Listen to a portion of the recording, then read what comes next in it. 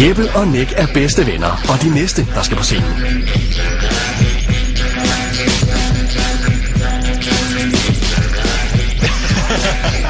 Hvor er det fantastisk. I er varmet fuldstændig op, drenge. Klar. Der er 3 dommer dernede. Værsgo. Så skal I helst.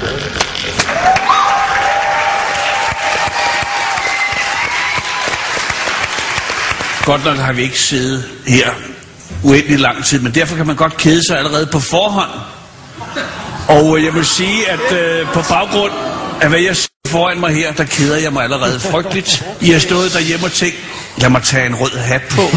Og hvis du tager en rød hat på, så tager jeg en høj sort hat på. Men jeg glæder mig allerede til voteringen. Lad mig sige det på den måde. Kom i gang, drengen, og spil ikke min tid mere.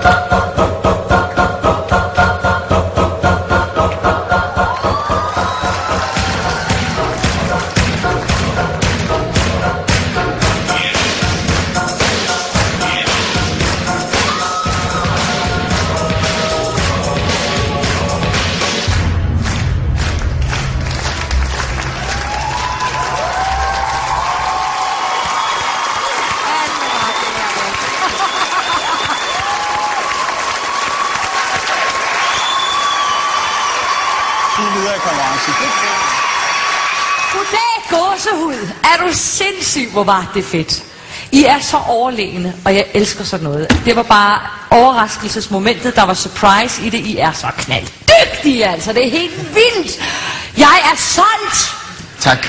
Det er således, at frøken Stein nogle gange lader følelserne løbe af med hende. Derfor er det godt, hun sidder sammen med nogle strikte herrer, som ikke lader sig rive med af pøblen, der applauderer. Men det er krafteddermame godt, det laver. Det må jeg sige. Nå. Der kom den alligevel, hva'? Ja. Altså, bortset fra, I minder mig uheldigt meget om nogle rigtig beskidte drømme, jeg har. Ej, hvordan er det at være inde i Martin Halles hoved? Jeg tror ikke, der er så meget plads. 3 blændende jer, vi ses!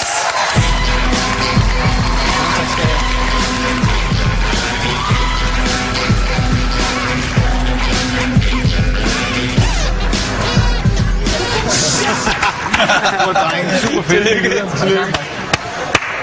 Hvordan gjorde de det? Det ved jeg ikke.